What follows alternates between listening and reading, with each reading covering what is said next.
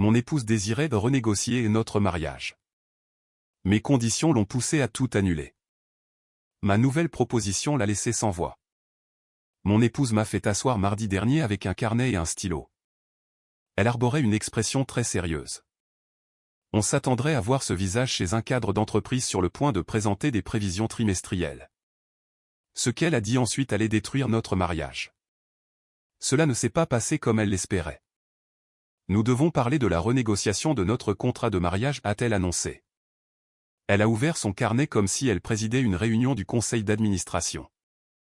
J'ai failli rire en pensant qu'elle plaisantait. Le regard extrêmement sérieux dans ses yeux m'a indiqué le contraire. Pendant 8 ans nous avons construit ce que je croyais être un partenariat solide. Nous partagions les responsabilités. Nous soutenions nos objectifs respectifs. Nous gérions les conflits comme des adultes. Bien sûr nous n'étions pas parfaits. Cependant notre couple fonctionnait. Du moins c'est ce que je pensais.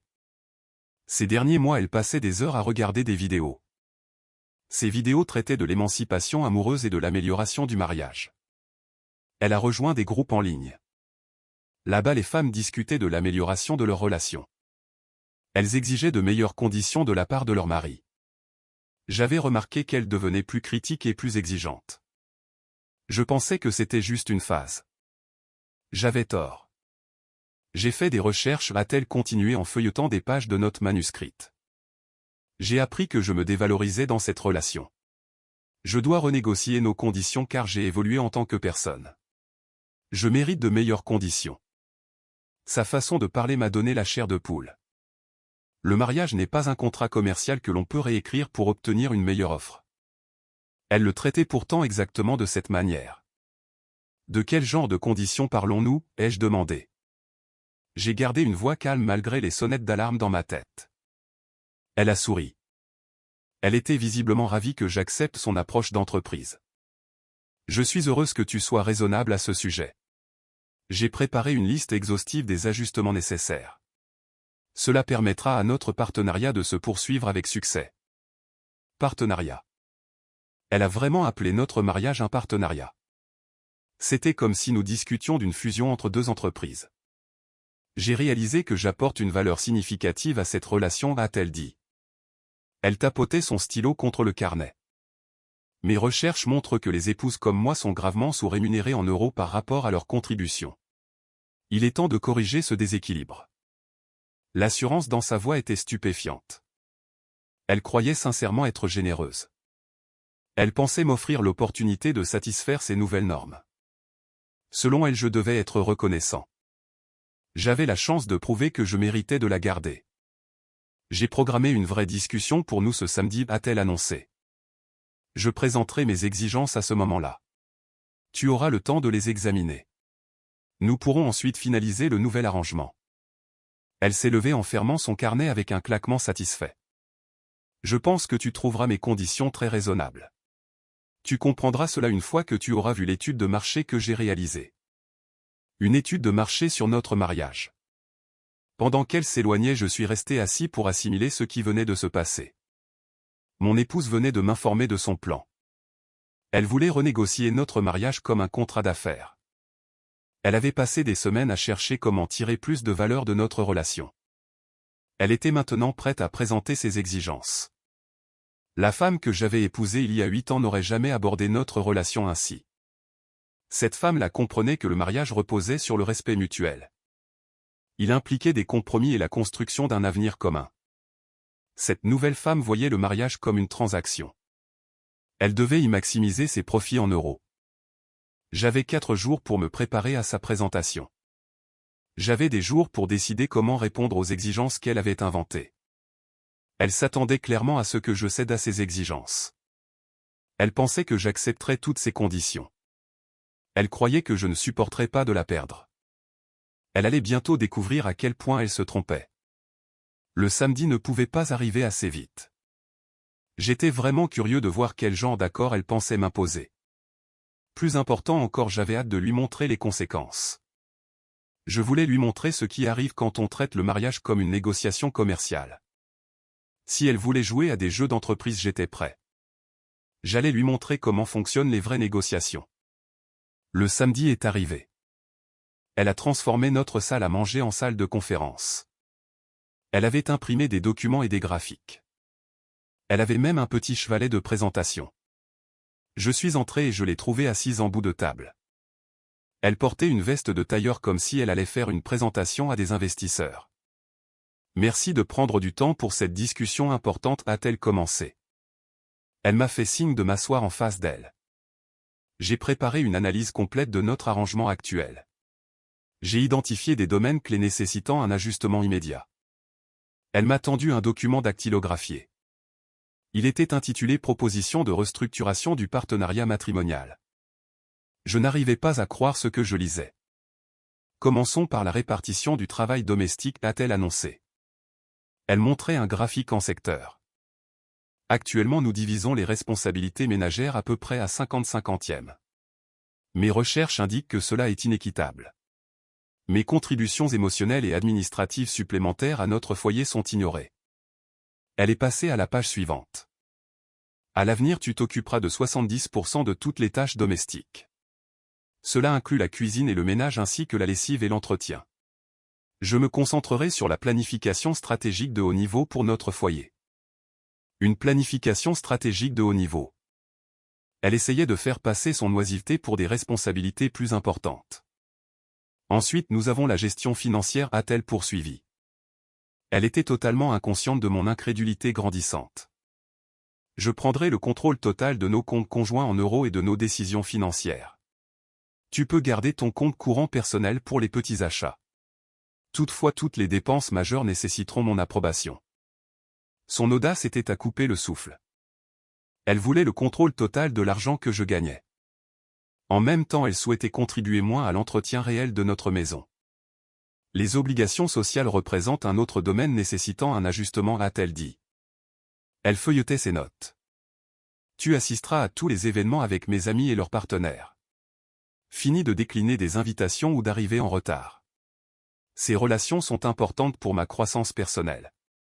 Elles le sont aussi pour notre statut social. J'avais toujours été sélectif concernant les événements sociaux. Je préférais les petits rassemblements aux grandes fêtes. Apparemment mes préférences n'avaient plus d'importance. Espace personnel et autonomie, a-t-elle annoncé. Elle surlignait des sections de son document. J'exige 4 nuits par semaine de temps personnel ininterrompu. Tu pourras t'occuper ailleurs pendant ces périodes. J'ai également besoin que la chambre principale soit réaménagée. Elle doit mieux refléter mes préférences esthétiques. 4 nuits par semaine. Elle voulait que je quitte ma propre maison plus de la moitié du temps. Elle voulait simplement avoir du temps pour elle. Enfin les directives d'intimité, a-t-elle dit. Sa voix a pris un ton clinique qui m'a retourné l'estomac. L'intimité physique se produira uniquement selon mon emploi du temps et mes préférences. Aucune pression ne sera tolérée. Il n'y aura aucune attente et aucune discussion sur la fréquence. Je communiquerai mes disponibilités le cas échéant. Elle a fermé le dossier et m'a regardé avec attente.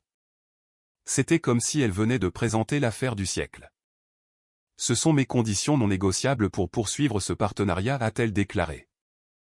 J'ai cherché à quoi ressemblent les mariages sains dans le monde d'aujourd'hui.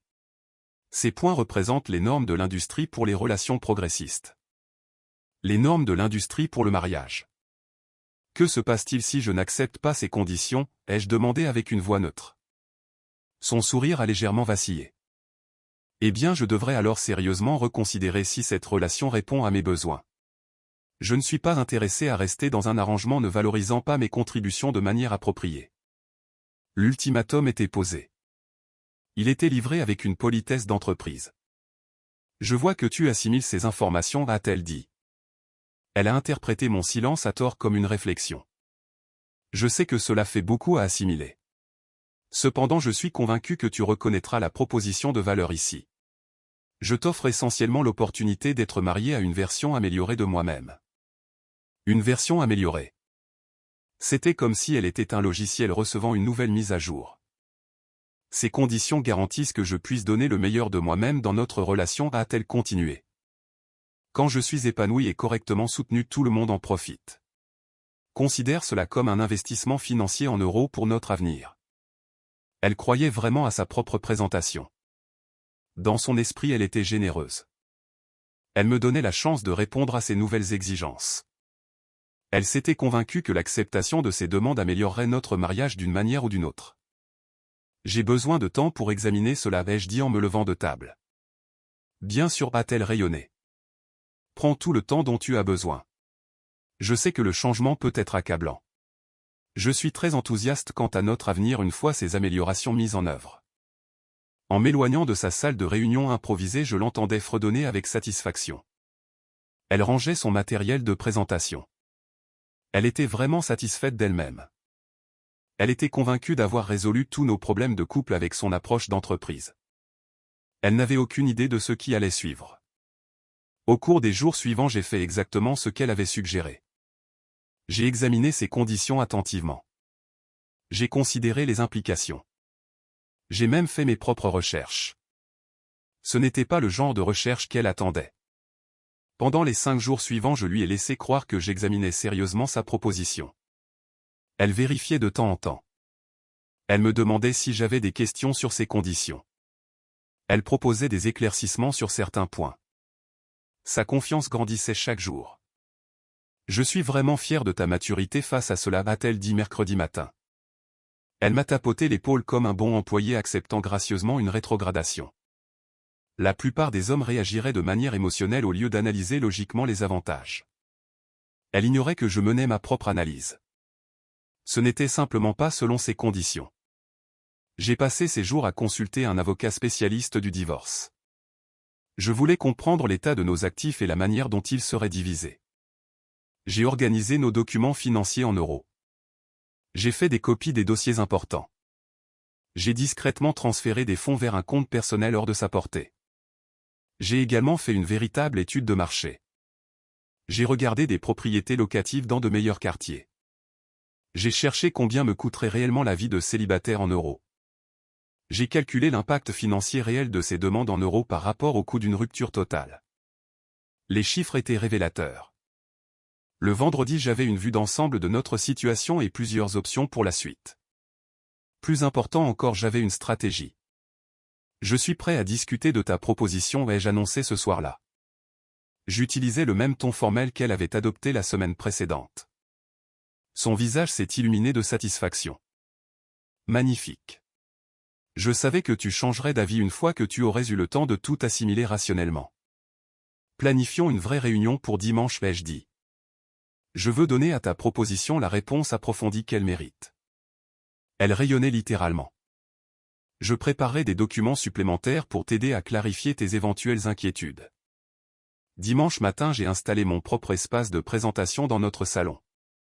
J'avais des documents et un ordinateur portable. J'ai même emprunté son chevalet. Elle est entrée et a vu mon installation. Elle a tapé dans ses mains avec enthousiasme. « Regarde comme tu es professionnel à ce sujet », s'est-elle exclamée. « J'adore que nous gérions cela comme des adultes. »« Assieds-toi s'il te plaît », ai-je dit.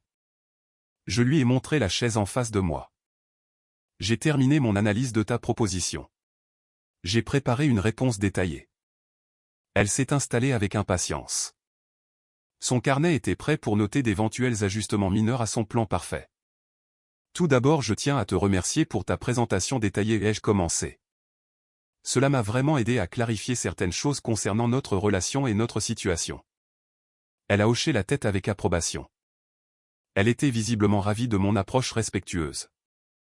Après un examen attentif de tes conditions et après avoir mené ma propre étude de marché, j'ai identifié plusieurs points de préoccupation, ai-je continué en ouvrant mon ordinateur portable. J'ai affiché un tableau. De quelle préoccupation s'agit-il, a-t-elle demandé. Elle s'est penchée en avant avec intérêt plutôt qu'avec inquiétude. Eh bien, commençons par une analyse basique des coûts et des bénéfices, ai-je dit. J'ai tourné l'écran vers elle. Ta proposition réduit essentiellement tes contributions à notre foyer tout en augmentant considérablement les miennes. D'un point de vue commercial, c'est ce que nous appelons une proposition de valeur en déclin. Son sourire a légèrement vacillé. Elle a cependant récupéré rapidement. Je pense que tu comprends mal la valeur stratégique de mon nouveau rôle. En fait, je pense le comprendre parfaitement, ai-je répondu. Ce qui m'amène à ma nouvelle proposition. J'ai sorti un dossier et je l'ai posé sur la table basse entre nous. Après avoir analysé tes conditions par rapport aux conditions actuelles du marché et aux options alternatives à ma disposition, j'ai conclu que ta proposition représente une offre inacceptable. Que veux-tu dire par inacceptable, a-t-elle demandé. Son ton confiant commençait à se fissurer. Je veux dire que le retour sur investissement en euros ne justifie pas les dépenses requises, vais-je expliquer. J'utilisais son langage d'entreprise préféré. Tes demandes augmentent mes coûts tout en diminuant les avantages que je tire de ce partenariat. Elle m'a fixé. Elle ne s'attendait manifestement pas à ce genre de résistance. Nous pouvons ajuster certains détails si tu as des préoccupations spécifiques. C'est très généreux, ai-je dit. Je crains cependant que le modèle économique fondamental soit défectueux. J'ai décidé de poursuivre une stratégie totalement différente. Quel genre de stratégie, a-t-elle demandé. Pour la première fois depuis le début de cette négociation, j'ai entendu de l'incertitude dans sa voix. J'ai ouvert mon dossier et sorti le premier document. J'exerce ce que j'appelle l'option de résiliation. La couleur a quitté son visage lorsque j'ai déposé les papiers du divorce sur la table basse entre nous. Qu'est-ce que c'est, a-t-elle chuchoté en fixant les documents comme s'il pouvait la mordre. C'est ma nouvelle proposition, ai-je dit calmement. Après avoir effectué une évaluation approfondie des performances de notre arrangement actuel, j'ai déterminé que la résiliation est la décision commerciale la plus logique. Tu ne peux pas être sérieux, a-t-elle balbutié. Je voyais la panique envahir ses yeux en réalisant que je ne bluffais pas. Laisse-moi te présenter mon analyse. J'ai continué en sortant un tableau détaillé. Tu as voulu aborder cela comme une négociation commerciale. Examinons donc les mesures réelles.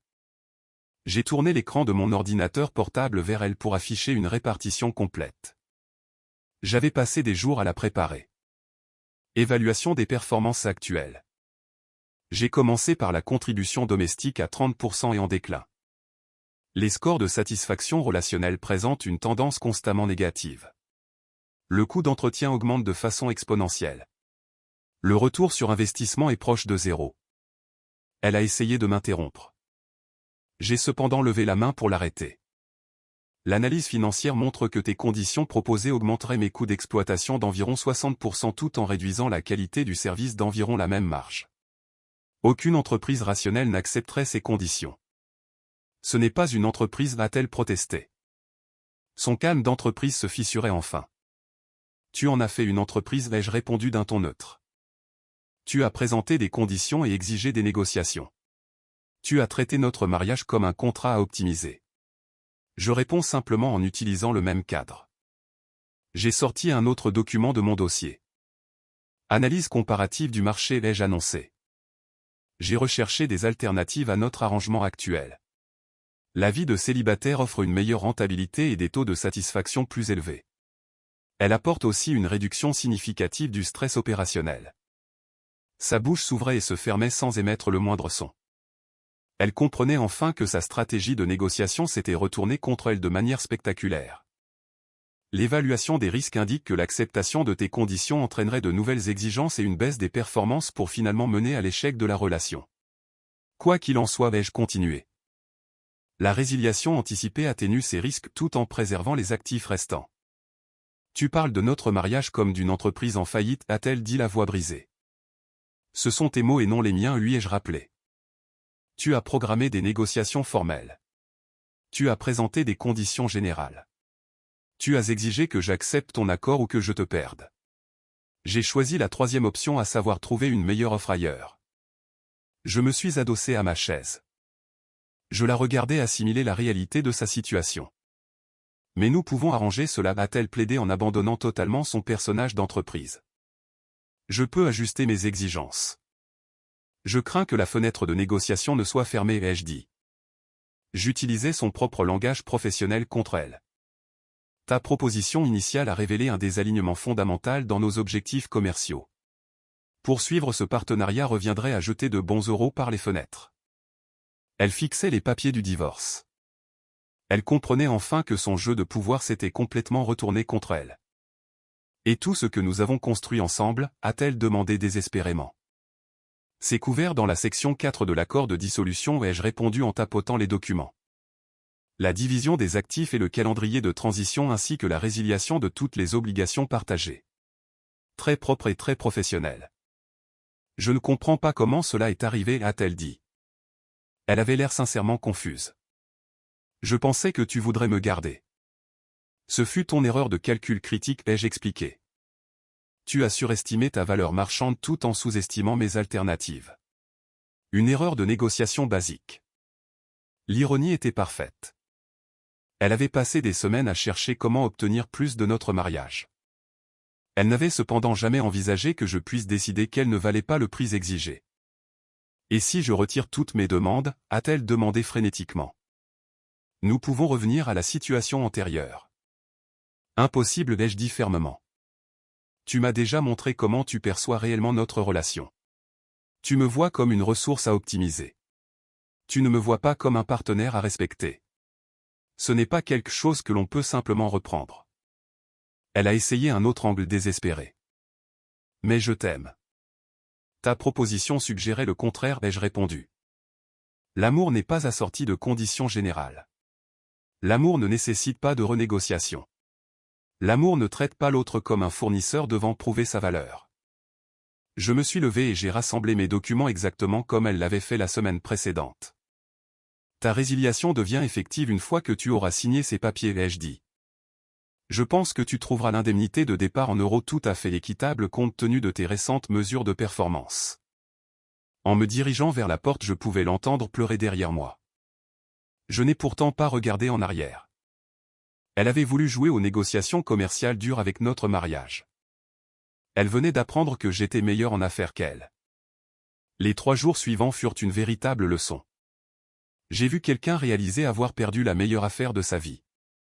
Elle a commencé par la colère. Elle m'a qualifié de déraisonnable et m'a accusé de réagir de manière excessive à ses demandes soi-disant justifiées. Comme cela ne fonctionnait pas, elle est passée au marchandage. Elle a proposé de modifier ses conditions ou de les abandonner complètement. Je testais simplement notre communication, a-t-elle affirmé mardi matin en me coinçant dans la cuisine. Je voulais voir si nous pouvions surmonter des conversations difficiles ensemble. Un test, ai-je répété. Je versai mon café sans la regarder. C'est une façon intéressante de décrire la présentation d'un ultimatum avec des graphiques imprimés et des documents formels. J'ai peut-être été trop forte, a-t-elle admis. Nous pouvons arranger ça. Je vais déchirer ma proposition et nous pourrons repartir à zéro. La proposition n'était que le symptôme, ai-je dit. Je croisai enfin son regard. Le vrai problème est ta croyance. Tu pensais pouvoir me forcer à accepter n'importe quelle condition dictée par tes soins. Cela me dit tout ce que j'ai besoin de savoir sur ta façon de me voir. Elle a essayé une approche différente ce soir-là. Elle a attendu mon retour du travail pour me tendre une embuscade. Elle pensait probablement faire un geste romantique. J'ai préparé ton dîner préféré, a-t-elle annoncé. Elle montrait la salle à manger où elle avait allumé des bougies et ouvert une bouteille de vin. J'ai pensé que nous pourrions dissiper ce malentendu. Il n'y a aucun malentendu, ai-je dit en passant devant cette installation élaborée. Tu as clarifié ta position et j'ai clarifié la mienne. La conversation est terminée. Tu es têtu, a-t-elle dit en me suivant à l'étage. Les relations exigent des compromis. Tu as raison, ai-je approuvé. Elles exigent effectivement des compromis. Ta proposition ne contenait aucun compromis. C'était une liste de demandes assorties d'une menace. Mercredi, le désespoir s'était totalement installé. Elle s'est présentée à mon bureau pendant le déjeuner. Elle pleurait et me suppliait de reconsidérer ma décision. J'ai parlé à ma sœur, a-t-elle dit. Elle était assise en face de mon bureau comme une cliente implorant plus de temps pour payer ses factures en euros. Elle m'a aidé à comprendre que j'abordais tout cela de la mauvaise façon. Ta sœur t'a aidé à comprendre une évidence. Menacer ton mari de divorce s'il n'accepte pas tes conditions pourrait se retourner contre toi, ai-je demandé sèchement. Je ne menaçais pas de divorcer, a-t-elle protesté. Tu essayais d'améliorer notre relation en me donnant un ultimatum pour accepter tes demandes ou te perdre, ai-je clarifié. C'est littéralement la définition d'une menace. Elle a essayé de saisir mes mains par-dessus le bureau. J'ai cependant reculé. Je t'en prie, a-t-elle supplié. Je sais que j'ai fait une erreur mais nous pouvons arranger cela. Le mariage est censé être une question de pardon et de seconde chance. Le mariage est censé reposer sur le respect mutuel et les jeux corrigés. Tu m'as montré ton manque de respect. Tu ne me respectes pas assez pour discuter de changements comme un partenaire égal. Tu as essayé de dicter des conditions comme si j'étais ton employé. J'étais juste confuse. Elle a insisté sur le fait que ces groupes en ligne lui avaient rempli la tête de mauvaises idées. Je le vois maintenant. Ces groupes ne t'ont pas forcé à imprimer des demandes formelles et à programmer des négociations, ai-je souligné. Ils ne t'ont pas poussé à traiter notre mariage comme une prise de contrôle hostile.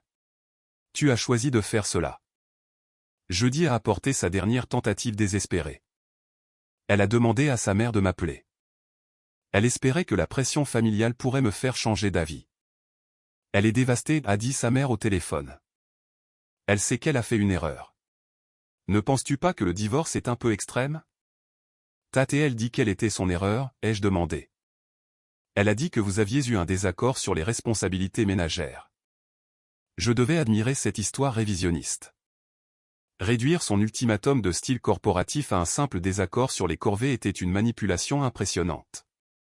Elle m'a présenté une liste de demandes non négociables et m'a dit de les accepter ou de la perdre, ai-je expliqué. J'ai choisi la troisième option consistant à trouver quelqu'un ne pensant pas que le mariage est une négociation commerciale. Mais elle est prête à oublier tout cela maintenant, a insisté sa mère. Ne peux-tu pas simplement passer à autre chose? Je pourrais, ai-je dit, mais je ne le ferai pas. Elle m'a montré exactement comment elle perçoit notre relation. Elle l'a fait quand elle pensait avoir un moyen de pression sur moi. Je ne veux pas être marié à une personne me considérant comme une ressource à gérer. Je veux un partenaire à respecter. Vendredi soir, elle a fait une dernière tentative. Elle m'a intercepté alors que je rentrais d'un rendez-vous avec mon avocat. Les papiers n'ont pas besoin d'être déposés, a-t-elle dit doucement. Nous pourrions juste faire comme si cela n'était jamais arrivé. Mais cela s'est bien produit, ai-je répondu. Tu as passé des semaines à planifier comment extraire plus de valeur de notre mariage. Tu as fait des recherches sur les tactiques de négociation. Tu as préparé des présentations. Ce n'était pas un simple manque de jugement momentané. J'ai été stupide, a-t-elle admis. Je me suis laissé emporter par toutes ces absurdités en ligne sur les femmes méritant mieux. J'ai oublié que ce que j'avais était déjà bien. Non, ai-je dit fermement. Ce que nous avions était bien. Ce que tu voulais, c'était que j'accepte une pire offre. Tu voulais aussi que je me convainque de devoir être reconnaissant pour ce privilège. Alors c'est tout, a-t-elle demandé avec des larmes coulant sur son visage. 8 ans de mariage terminés parce que j'ai trop demandé. 8 ans de mariage terminés parce que tu as essayé de me forcer à accepter tes demandes. Tu aurais dû me parler comme à ton mari, ai-je corrigé. L'ironie ne nous a pas échappé. Elle avait parié toute notre relation sur une hypothèse. Elle pensait que j'avais plus besoin d'elle qu'elle n'avait besoin de moi. Elle avait mal parié. 6 mois plus tard, je l'ai croisée à l'épicerie. Elle avait l'air fatiguée et un peu plus âgée. Elle ressemblait à quelqu'un ayant appris une dure et coûteuse leçon en euros. « Comment vas-tu » a-t-elle demandé maladroitement. Elle espérait manifestement un signe indiquant mon regret face à ma décision. « Mieux que prévu, ai-je dit honnêtement. Et toi » Elle a forcé un sourire n'atteignant pas ses yeux. « Bien. Vraiment bien. Je me concentre sur moi-même. Tu sais, la croissance personnelle. » Les mêmes mots à la mode avaient déclenché tout ce désordre. Certaines personnes n'apprennent jamais. J'en suis heureux, ai-je dit sincèrement. Tout le monde mérite d'être heureux. As-tu fait des rencontres, a-t-elle demandé. Elle essayait de paraître détendue mais échouait lamentablement. En fait oui, ai-je répondu. Je vois quelqu'un. La douleur ayant traversé son visage était immédiate et sincère. La réalité frappe souvent plus fort que la théorie. Est-ce sérieux, a-t-elle insisté. Elle espérait clairement que la réponse soit non. Très, ai-je dit. Elle est incroyable. Nous parlons d'emménager ensemble. Ce que je ne lui ai pas dit, c'est à quel point cette nouvelle relation semblait différente. Ma petite amie comprenait le vrai sens du partenariat. Cela signifiait travailler ensemble et non dicter des conditions à l'autre. En cas de désaccord sur un sujet, nous en discutions comme des adultes. Lorsqu'elle souhaitait des changements, elle les abordait comme des demandes de discussion. Ce n'étaient pas des exigences de conformité. C'est rapide, a dit mon ancienne épouse. Une pointe d'amertume s'insinuait dans sa voix. Quand on sait ce qu'on veut, on ne perd pas de temps, ai-je répondu. Elle a bougé avec gêne. Elle luttait visiblement pour trouver ses prochains mots. J'ai beaucoup appris de ce qui s'est passé entre nous, a-t-elle finalement dit. Je réalise maintenant que j'ai mal géré les choses. Je suis heureux que tu aies appris quelque chose, ai-je dit. C'est ce qui compte. Penses-tu parfois à ce qui aurait été différent si j'avais abordé les choses autrement, a-t-elle demandé. C'était une question juste et je me l'étais posée moi-même. Honnêtement, je pense que tu m'as montré qui tu étais vraiment. Tu as révélé ta nature quand tu croyais avoir du pouvoir sur moi, ai-je dit. Même en obtenant ce que tu voulais, tu serais simplement revenu avec de nouvelles exigences plus tard. C'est ainsi que les gens comme cela fonctionnent.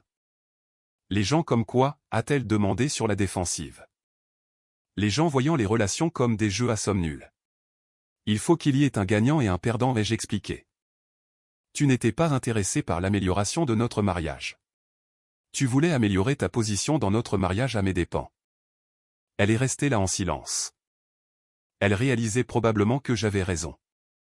J'espère que tu trouveras ce que tu cherches, ai-je dit avec sincérité. J'espère cependant que tu comprendras une chose importante. On ne peut pas obtenir un amour et un respect sincères par la négociation. En m'éloignant, je l'ai entendu m'appeler. Je t'aimais vraiment, tu sais. Je me suis retourné une dernière fois. Je crois que tu m'aimais, ai-je dit. Tu aimais toutefois bien plus l'idée de me contrôler. 3 mois après cette rencontre, j'ai demandé ma petite amie en mariage. Elle a dit oui immédiatement. Des larmes de joie coulaient sur son visage. Aucune négociation ne fut requise. Le contraste était saisissant. Mon ancienne épouse avait essayé d'utiliser notre relation pour un gain personnel. Ma fiancée voyait notre partenariat comme une chose à protéger et à nourrir. Mon ancienne épouse avait présenté des ultimatums. Ma fiancée offrait des compromis. Mon ancienne épouse avait exigé que je lui prouve ma valeur. Ma fiancée travaillait pour prouver sa valeur à notre relation. La différence entre une personne qui vous aime et une personne voulant vous utiliser devient limpide. Il suffit d'avoir expérimenté les deux. Mon ancienne épouse a appris à ses dépens. En traitant le mariage comme une transaction commerciale, on risque de se faire renvoyer. Elle voulait renégocier notre relation car elle pensait avoir toutes les cartes en main. Elle a découvert que la personne ayant le véritable pouvoir dans toute négociation est celle prête à partir. Aux dernières nouvelles, elle était toujours célibataire. Elle participait toujours à ses groupes d'émancipation en ligne. Elle cherchait encore quelqu'un prêt à accepter ses conditions générales. Certaines personnes passent toute leur vie à essayer de négocier leur chemin vers le bonheur. Elle devrait plutôt le construire avec une personne voulant les mêmes choses. J'ai choisi de construire au lieu de marchander. C'est la meilleure décision de toute ma vie. On ne peut pas renégocier le respect. Soit on le donne et on le reçoit, soit on trouve quelqu'un qui le fera.